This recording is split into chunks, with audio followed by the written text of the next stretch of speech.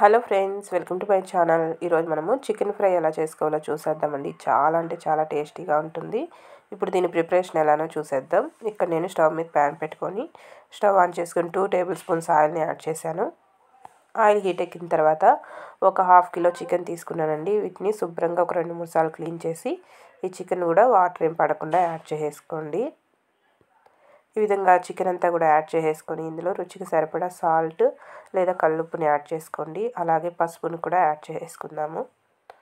ఈ విధంగా ఉప్పు పసుపు కూడా యాడ్ చేసి ఇదంతా కూడా బాగా ఫ్రై అయ్యేటట్టు ఫ్రై చేసేసుకోవాలి. మీడియం ఫ్లేమ్లో పెట్టుకొని చక్కగా ఫ్రై చేసుకుంటే ముక్కలు అనేది లోపల నుండి చక్కగా కుక్ అయిపోయి బాగా ఫ్రై అయిపోతాయి. టేస్ట్ అనేది చాలా బాగుంటుందండి ఇలా ప్రిపేర్ చేసుకుంటే. ఈ విధంగా తిప్పుకుంటూ బాగా ఫ్రై చేసుకుందాము. ఇలా ఫ్రై చేసుకొని ఇందులోకి కరివేపాకు రెమ్మలు కూడా యాడ్ చేసేసుకొని ఒకసారి మొత్తం కూడా కలిసేలాగా బాగా కలిపేసుకోండి. కరివేపాకు రెమ్మలు కొద్దిగా ఎక్కువగా యాడ్ చేసుకోండి, ఫ్లేవర్ అనేది చాలా బాగుంటుంది. అలాగే ఇందులోకి నేను ఒక 4 పచ్చిమిర్చి తీసుకొని వాటిని మధ్యలోకి ఇలా కట్ చేసుకొని పచ్చిమిర్చి ముక్కలు కూడా యాడ్ చేస్తున్నాను. పచ్చిమిర్చి ముక్కలు కరివేపాకు యాడ్ చేయడం వల్ల ఫ్లేవర్ అనేది చాలా టేస్టీగా వస్తుంది. తినేటప్పుడు కూడా ఆ ఫ్లేవర్ మనకి బాగా తెలుస్తుందండి. దానికోసం పచ్చిమిర్చి ముక్కలు కూడా యాడ్ చేస్తున్నాను నేను ఇక్కడ. ఈ పచ్చిమిర్చి కూడా యాడ్ చేసి ఇదంతా ఒకసారి కలిపేసుకొని ఒక 10 నుండి 15 నిమిషాల వరకు మీడియం ఫ్లేమ్లోనే ఫ్రై చేసుకోవాలి. అప్పుడే ఈ ముక్కలు పర్ఫెక్ట్గా ఫ్రై అయిపోతాయి మనకి. ఇలా తిప్పుకుంటూ చక్కగా ఫ్రై చేసుకుందాము.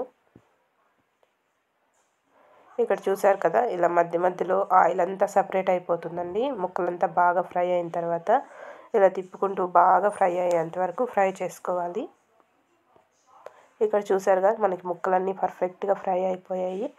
ఇప్పుడు ఇందులోకి అల్లం వెల్లుల్లి పేస్ట్ 1 టేబుల్ స్పూన్ వరకు యాడ్ చేస్తున్నాను. ఈ విధంగా అల్లం వెల్లుల్లి పేస్ట్ కూడా 1 టేబుల్ స్పూన్ వరకు యాడ్ చేసి ఇదంతా కూడా బాగా ఫ్రై అయ్యి పచ్చివాసన అంతా పోయేంత వరకు ఫ్రై చేసుకోవాలి.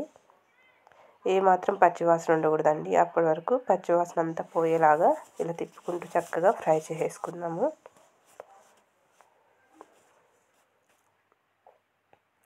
చూసారుగా, ఈ విధంగా బాగా ఫ్రై అయిపోయిన తర్వాత ఇందులోకి red chilli powder 1½ tablespoon వరకు యాడ్ చేస్తున్నాను. ధనియా powder 1 tablespoon, garam masala powder ఒక ½ టేబుల్ స్పూన్ వరకు యాడ్ చేశాను. ఇవన్నీ కూడా యాడ్ చేసి 1 నిమిషం పాటు కింద మాడనివ్వకుండా ఇదంతా చక్కగా కలిసిపోయేటట్టు కలిపేసుకొని 1 నిమిషం పాటు ఫ్రై చేసుకుంటే సరిపోతుంది. ఎక్కువసేపు కనుక ఫ్రై చేస్తే మసాలా అంతా మాడిపోయి మనకి టేస్ట్ అంతా మారిపోతుంది. కాబట్టి 1 నిమిషం పాటు ఇలా తిప్పుకుంటూ చక్కగా ఫ్రై చేసేసుకుందాము. ఈ విధంగా 1 నిమిషం పాటు ఫ్రై చేసుకున్న తర్వాత ఇప్పుడు ఇందులో కొత్తిమీరని లైట్గా యాడ్ చేసేసుకుందాం.